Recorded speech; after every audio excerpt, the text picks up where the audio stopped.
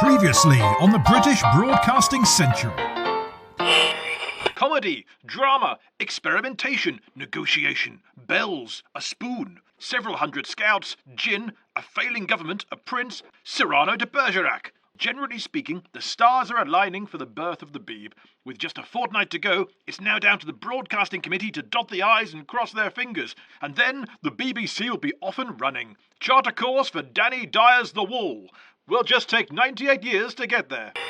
This time we will cover the last fortnight of pre-BBC broadcasting, but no twiddling of thumbs here. No, we've got dangling microphones for the Lord Mayor's show, we've got the first BBC licences, and the first allegations of political bias in British broadcasting. Believe it or not, predating the BBC by 13 days. We're not biased here though, no siree, and we are free to air opinions if we want to, because we are nothing to do with the BBC. Yet, although we are open to offers, Tim Davie, call me. We've arrived at November 1922. It's the eve of the British Broadcasting Company, here on the British Broadcasting Century. Hello, this is Paul Carenza calling. This is London Calling. So welcome one, welcome all. Well, hopefully it's not just one, but if it is, hello to you. We are nearly there, folks. We are telling the story of British broadcasting the slow way, the right way, which now means we are just one episode away from the BBC's launch in November 1922. A lot happened in that pre-BBC fortnight. Now, I personally think this episode is particularly fascinating. I know that I would say that, but in a lot of histories of the BBC, this fortnight is glossed over, understandably. Just get on with it. Launch the BBC already. But on this episode, we're going to see a few pitfalls and limitations of broadcasting, and it all, generally speaking, comes back somehow to its relationship with the government and the press. So we're going to need some help. The return of the newspaper detective Andrew Barker. A few episodes ago, he joined us with some cuttings from the archive, and he's back because in November 1922, there were moans in the press about political bias. Can you imagine? At least they've all been solved. Firstly, here's something that links back to last episode. We had that 1890 recording that we played you of trumpeter Lanfried. One of the surviving trumpeters in charge of the Light Brigade. Well, our friends at Centuries of Sound got in touch. Centuries of Sound is a fantastic project to catalogue sound montages from each year, from the mid-1800s to now. One heck of a task. With regard to last episode's bugle clip, centuriesofsound.com told us the majority of notable recordings, they say, between 1888 and 1891 or so, come from London. Lots of famous voices, it turns out, and they're mainly recorded at Edison House. It turns out there was a fundraising initiative at the time to support Crimean War veterans. And that included interviews and the like with trumpeter Lanfried, and also, in fact, Florence Nightingale. When I am no longer even a memory. If you didn't catch that, she said, when I am no longer even a memory. Just a name. Just a name. I hope my voice may perpetuate I hope my voice may perpetuate the great work of my life. the great work of my life. Florence Nightingale.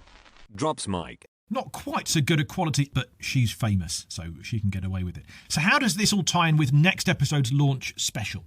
Well, Centuries of Sound also tell us there is an 1890 recording of the Chimes of Big Ben.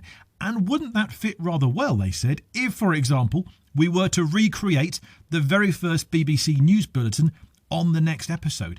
That is, of course, the very first BBC broadcast, and it began with the Westminster Chimes. So, firstly, let's hear Big Ben's Westminster Chimes from 1890. Big Ben, Westminster, London, striking 10:30, July the 16th, 1890. Report made by Miss Ferguson and Graham Hope.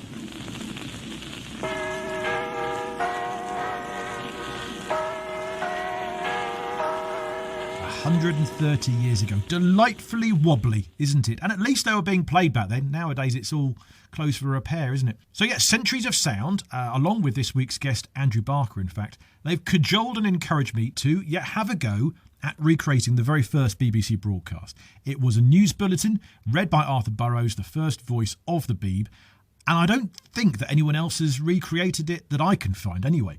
We don't know the bulletin word for word, but we know enough about it to give it our best shot, and if anyone's going to do it, it's going to be us. So then, do we use this 1890 recording of Big Ben's chimes? It does seem a rather neat idea, doesn't it, to use that recording? Even though these chimes from 1890, it's 32 years before BBC. It's about as accurate as using a 1954 recording of Big Ben. But, there's a sense of history, and I like that. But, it's a big but, the BBC did not broadcast Big Ben's chimes until 1924. The Westminster Chimes on the very first broadcasts, it was Arthur Burrows or musical director Stanton Jeffries banging their tubular bells to do the Westminster Chimes. They'd hired those bells for the occasion because they couldn't afford to buy them. So much as I would love to use that beautifully wobbly 1890 Big Ben recording of the chimes, I don't think we can. We're going to have to buy some tubular bells, or even more accurately, hire them. Wouldn't it be nice if you could listen to the next episode, the BBC launch episode, on exactly the 98th anniversary of the launch itself? So that's my plan. We're going to see if I can work like a dog night and day and get the next episode out to your ears actually on November the 14th. If you would like to show your appreciation for such round-the-clock work, we have a Patreon page. It's at patreon.com/Paul Kerensa. And for the price of a couple of cups of coffee a month, you can help us keep going, help fund the books of research, the web hosting, all that jazz. There's no profit here, but if you want to help lessen the loss, thank you to those who do. If you can't or won't, or if you just want this for free, I get it. So instead, if you would share what we do on your social medias or give us a rate and review if you haven't already, that's also incredibly helpful. And so to this week's mission, to tell the story of the last pre-BBC fortnight. Everything is nearly set in motion. If we've learnt anything over this series, it's that the BBC did not just start. It didn't just begin transmitting into a void of radio silence. No. There were experiments, innovations, amateur broadcasts.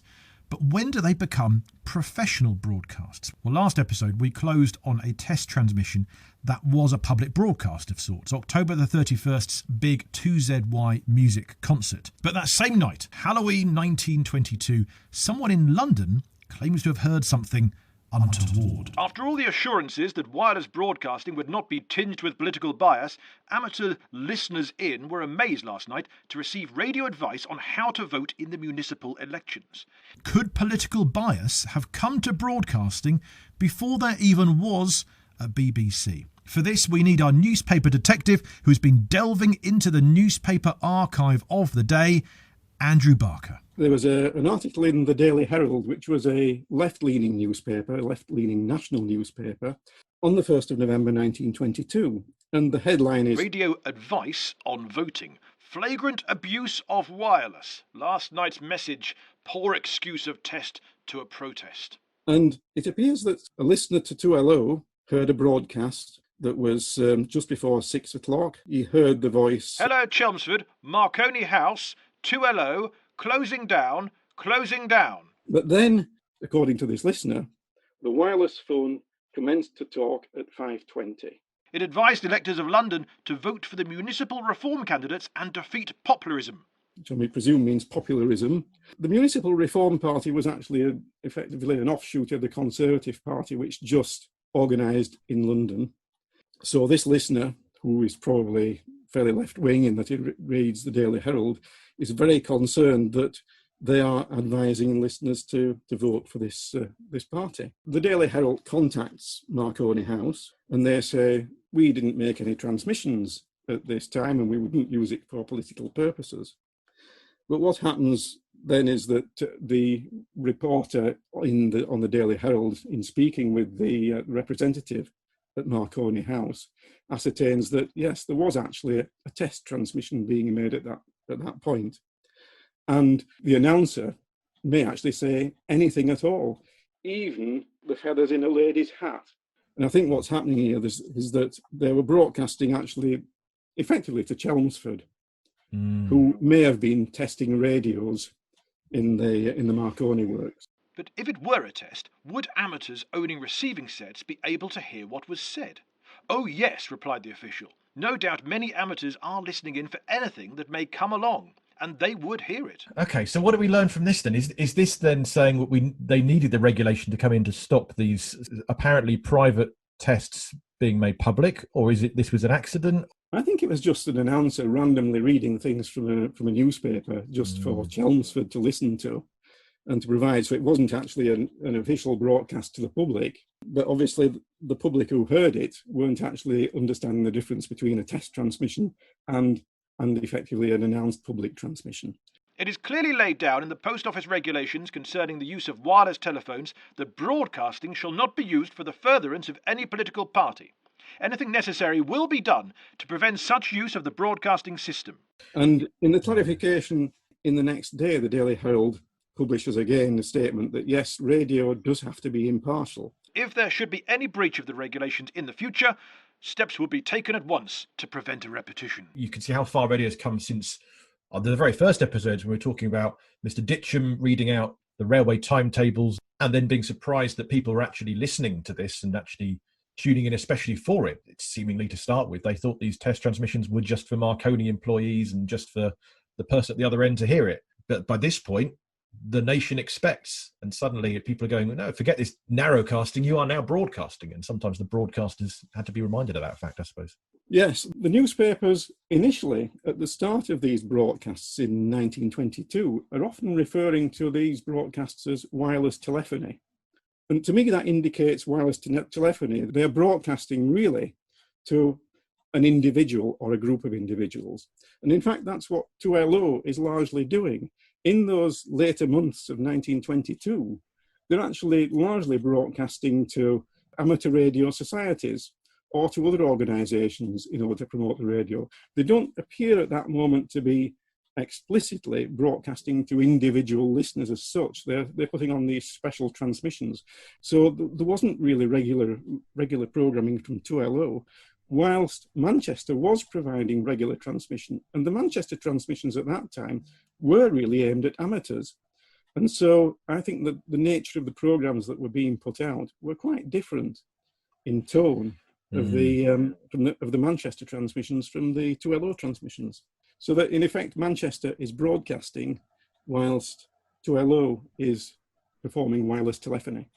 The irony is actually that I was a couple of minutes late for our chat here because I had a very quick last minute phone interview with LBC. Nick Ferrari show wanted me to contribute about the perceived left-wing bias of the BBC. And, you know, here we are talking about potential political bias 100 years ago. And obviously these are still discussions that are literally happening today. I had no idea that these allegations of political bias on the radio came in so early, as in even before there was a BBC. Now, there is, of course, a general election on the way, November the 15th, 1922. Surely radio has the power to influence that. What if it's just a clumsy engineer who wasn't quite aware anyone was listening? These are the unforeseen questions buzzing around British broadcasting in the fortnight before the BBC launches. Now, I record this, in fact, exactly 98 years to the day. And only this week, BBC News staff were told that under the new DG, Tim Davie, they are not to publicly state opinions on social media, virtue signal, or attend protests or pride marches or, well, 98 years on, rightly or wrongly, the broadcasters are still having their opinions kept in check. The general opinion in wireless circles is that when broadcasting becomes general, politics will be taboo. From the Gloucester Citizen, 3rd of November 1922. I think this should be made generally known, or the 2.5 million licences now distributed for wireless amateurs in all the post offices will not find such a ready sale as otherwise they might do. Ah yes, the licences. Now that's a lot of them. And it's November 1st, as the Daily Herald published that first piece you heard, that's when the broadcasting licence becomes available in post offices. They cost 10 shillings, it's about £25 in today's money. Half of that goes to the BBC, the other half the General Post Office. On the back of your newly purchased licence, you would find printed a rather archaic condition that every licensed listener was actually signing up to. The licensee shall not divulge any message received by means of the station, In other words, the radio set, other than time signals, musical performances, and messages transmitted for general reception. So, no telling people what you hear, like political talk, for example, unless it's transmitted for general reception. And of course, you will need an official radio set with a mark on it reading BBC type approved by Postmaster General. or perhaps you might make your own. The BBC, which is of course at this point a consortium of wireless manufacturers, they get a royalty on each of these receivers, and that money is set aside to pay for the programmes and build the new stations. Remember that 8 new stations have been promised under the terms of the broadcast licence. At this point, there's only London and Manchester. This from the Manchester Guardian on November the 2nd, 1922. The Metropolitan Vickers Company, from their research laboratories at Trafford Park, will begin next week a regular series of broadcasting experiments. The company have installed a high-power radio transmitting plant and have decided to broadcast a musical programme every Monday, Wednesday and Friday at 8 p.m, beginning next week. The experimental programmes so far sent out from Trafford Park have been successfully picked up in London. The experience gained by these experiments should, it is felt, be of some technical importance. So that's Manchester up and running, London we know about, Birmingham is on its way, and Writtle in Essex, well, they are just carrying on under Peter Eckersley, but never destined to become BBC proper. So let's hear from Peter Eckersley then, the Writtle Witterer, soon to be Chief Engineer of the BBC, with a few of the hiccups that this new licence brought with it. Well, it was a fine idea, but it didn't work, because of course, that time, there was sufficient information knocking about to enable any enthusiast to use his washing line with a damped string as an aerial and get a knife pushing on a piece of coal as a detector and a pair of borrowed headphones and get the program. In other words, it was all too easy for the home constructor to make up a lash-up and hear the programs. And the type was not approved by the Postmaster General. When Peter Eckersley ultimately joins the BBC as chief engineer in 1923, he takes it on himself to visit town halls, to preach and encourage listeners about paying their licences. Yes, it was rather an effort to persuade people to buy licences. And I can remember a species of evangelicism on my part. I used to go down to these various places in the town halls and give talks to these masses of listeners who came there. And there came a period in my talk when I said, of course, it was decided that the revenue of the BBC should be derived from people who paid their 10-shilling licenses. Is that news to you? Then I used to put my hand here and say, is it right that others should pay for your... Is it British? Is it fair? Besides which, we've got a detector van.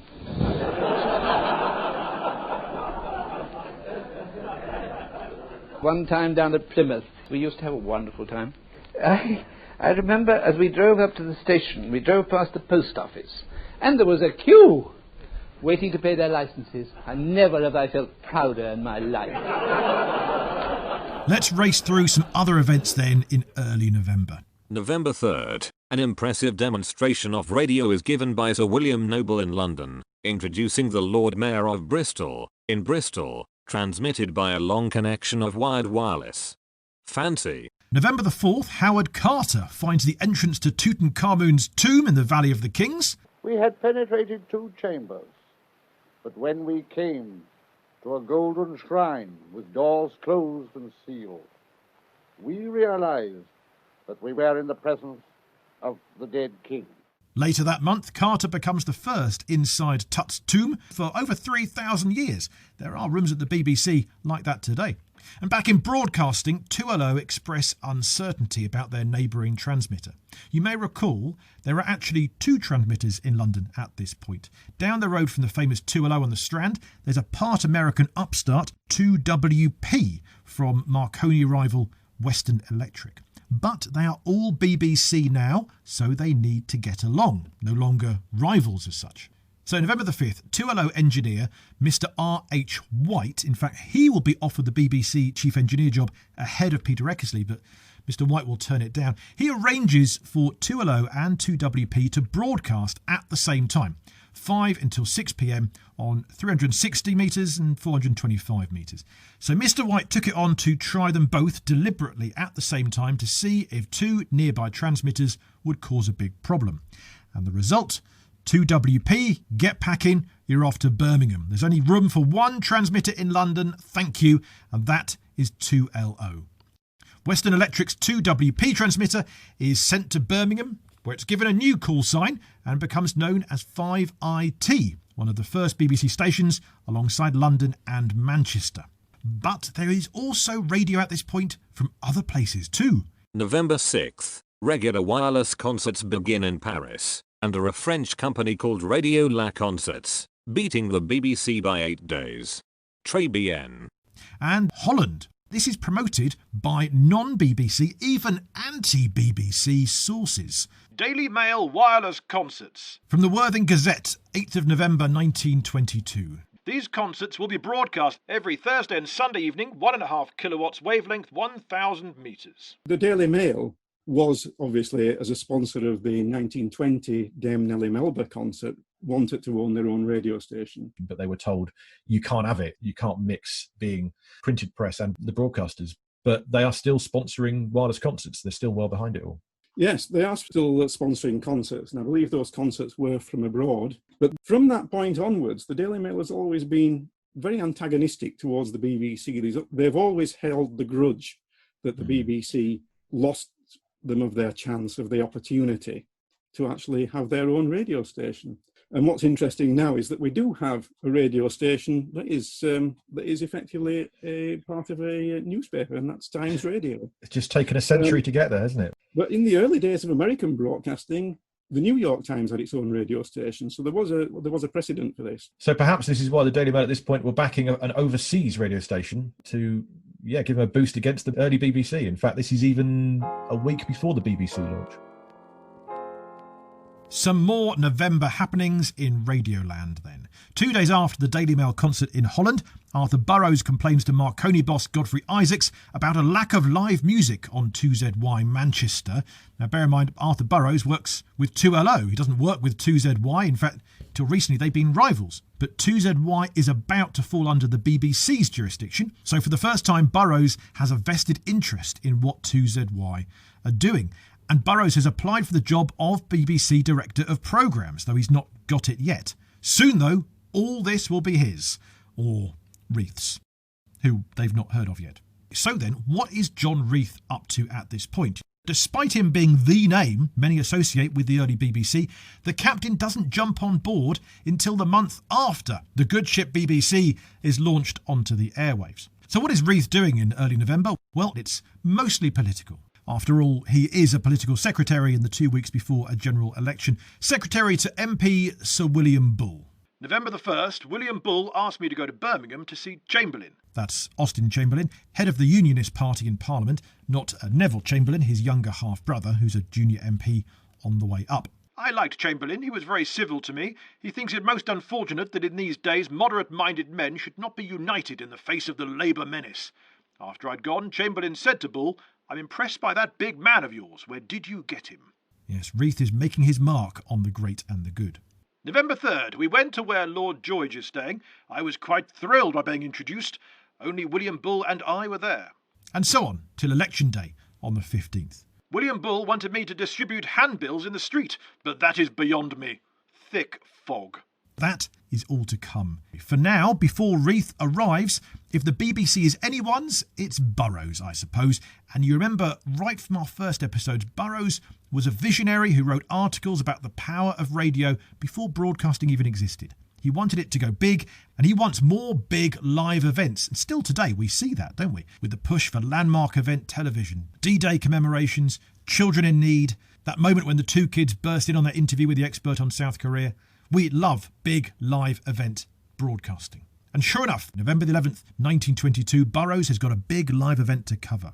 The Lord Mayor's show passes by the 2LO studio, and so Burrows dangles the microphone out of the studio window to pick up the passing band noise, cheering crowd and marching troops. Also on November the 11th, above Burroughs' level, Godfrey Isaacs is still involved in discussions about news coverage. Him, Sir William Noble, Basil Binion and others on the Broadcasting Committee, they're having those discussions with the press, and on this day these talks finally conclude. And it's decided the Beeb can read the news, but not gather news or edit news. In which case, of course, the press could just print a bulletin saying the BBC are ninnies and na-na-ni-na-na. Technically, Burroughs, set to be the first newsreader, would have to read that out. But good on Reuters, they just sent them news. How very mature.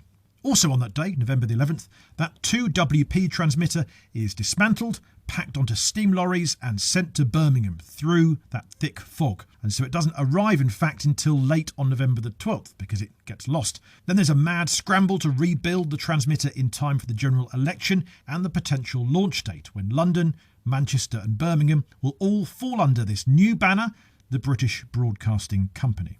I think it's the Broadcasting Committee that really led to the term broadcasting as such. Before then, and in those early months, they tended to talk about wireless or wireless telephony. But from this point onwards, once the Broadcasting Committee is organised and is determining the future of radio, the newspapers do start calling it broadcasting as opposed to radio or wireless. And it's very interesting that those very early broadcasts, certainly the Birmingham broadcast, when they announced the opening of the station, they announced that the broadcast is on behalf of the British Broadcasting Committee, not on behalf of the British Broadcasting Company. It took a while to get the licence, I think, didn't it? It was a couple of months after, actually. We think of the BBC starting in mid-November. I think it's then early 23 they actually get the licence. Yes, so technically, the BBC is unlicensed at this point. 6 weeks of being pirate radio, really, until the licence arrives in January 1923. But it's okay. It's all agreed. It can begin. Throughout all this, still no one knows exactly when the BBC will begin its service.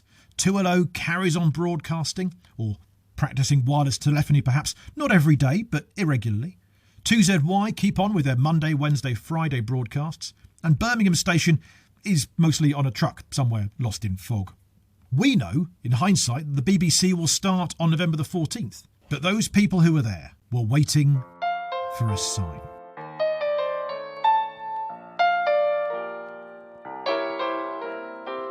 While we're waiting, let's have an Airwave Memory, an AM, and this time that's from our newspaper detective, Andrew Barker. My first memory of radio was actually going to visit a friend. I would have been about 5 years old. Mother of the friend put us into the front room to listen with Mother, so that her parent, her mum, could actually get some decent quiet radio. I was born in 1953, and when I was very young, we had I think it was a rediffusion set. It was either radio fusion or radio rentals. It was actually, I think they probably called it wired radio. So it didn't receive the transmission. It came through effectively through cable. And it was very high up on a shelf, on a wall. So I never ever got to touch this radio. And as far as I can remember, the only two stations it broadcast was the Home Service and Light programme. Although at 7 o'clock at night, the Light programme would automatically switch over to Luxembourg. So they're sharing the airwaves at this point? It shared the airwaves, it switched across. Now, I don't know whether it had the third programme. If it did, we never listened to it. And obviously I could never tune it. I'll tell you about my first radio. And I know the exact date that happened. It was the 30th of November, 1963. And it wasn't my birthday, but the previous Saturday, the 23rd of November, was the date that the first Doctor Who episode was transmitted. And I didn't see that episode, but what I heard about in those following few days was how fantastic that episode had been. And there was so much clamour from the people who'd missed it that the BBC decided that they would repeat that first episode on the following Saturday, immediately followed by the second episode. So I was really enthusiastic now about watching that second programme. So we'd bought the radio late on that afternoon, and I was so worried we were going to miss Doctor Who. And I remember us coming home, and we managed to get there with about 10 minutes to spare. Wow. So I was able to watch that first episode and the second episode of Doctor Who. So that's how I remember the date of buying that first tiny little red pocket transistor radio. Let's travel back to 1922, November the 13th, the eve of the BBC, because that's the date that Sir William Noble, head of the Broadcasting Committee, finally announces that the agreement with the press has been reached, which means that he issues a statement. Pending the formation, He means registration. The formation actually happened a month before, October the 18th. of the BBC, which will be completed in a few days, the Broadcasting Committee has decided to commence a limited nightly programme from the London station. This will consist of 2 copyright news bulletins and the official weather reports, broadcast at 6 p.m. and 9 p.m. on a wavelength of 360 metres. The first 2 bulletins will be broadcast tomorrow, Tuesday evening. We are off. A memo lands on the desk of Arthur Burrows, informing him that as of tomorrow, this new era will begin. Essentially for him, the big difference is that now he'll be on every night. Special messages indicating the progress of the general election will be broadcast as received on Wednesday and Thursday evenings. So no more experimental broadcasting. From tomorrow, November the 14th, 1922, the British Broadcasting Company take control. They're still effectively run by the Broadcasting Committee because they'll oversee it for now until the end of the year or so. But for now, the BBC is go, and it's been on nightly ever since then. But this means just 24 hours notice for 2LO, 2ZY and 5IT. And as for what that first BBC broadcast was like, we'll find out next time. So this episode we focused on a few limitations and pitfalls and the licence failures, the dangers of bias, problems that we still really haven't quite solved. So we're getting these out the way this episode so that next time it can be a celebration for the launch of the BBC. Next episode should land on November the 14th, 2020, the 98th birthday of the Beeb, and we'll have the big reenactment of that very first broadcast. Before we go and plot our own historical reenactment, a friend of the show is recreating broadcast history too. We've mentioned the iconic Melba broadcast a couple of times this episode. Well, our friend Tim Wonder, broadcasting historian extraordinaire, he was in the Times newspaper a couple of weeks ago, helping Dame Nellie Melba make the headlines once again in 2020, because Tim is trying to do something quite special. He's trying to recreate Melba's voice. There is, of course, a copy of her recorded voice, as you know. We've played it on here before, but because it would have been distorted by the recording equipment, no one fully knows exactly how she would have sounded. So Tim Wonder's mission is to get a contemporary singer today to record onto a similar device as Melba used, see how it distorts this modern day voice, and then you can reverse the process on Melba's recordings, et voila, Madame Melba. And in fact, in doing this, Tim Wonder has found a photo of the Melba concert being recorded. And just to remind you, there is no known recording of Melba's May 1920 concert, the first public British broadcast. This major moment when radio really was tested widely for the first time. But Tim's seen a picture in the journal Société Française Radio Électrique, SFR, and we've put that picture on Twitter and on Facebook. That's at BB Century. Do have a look. The photo shows 2 engineers at the SFR lab in Paris recording onto large yet extremely delicate wax discs. There was a recording. We now know what it looks like, but is that recording somewhere? If so, handle with care. It's probably just candle wax by now, but it's nice to think that Melba's voice is out there somewhere. Maybe you have the original Melba recording in your cupboard or under your feet as a footstool. We live in hope. Do join us next time for the very first BBC broadcast recreated for you. The British Broadcasting Century is presented and produced by me, Paul Carenza. Original music is composed by Will Farmer. Archive clips are public domain as far as we know. If you think differently, do ask us to remove your clip and we'll do just that. Stay informed, educated and entertained. And join us next time for, at last, the launch of the British Broadcasting Company here on the British Broadcasting Century.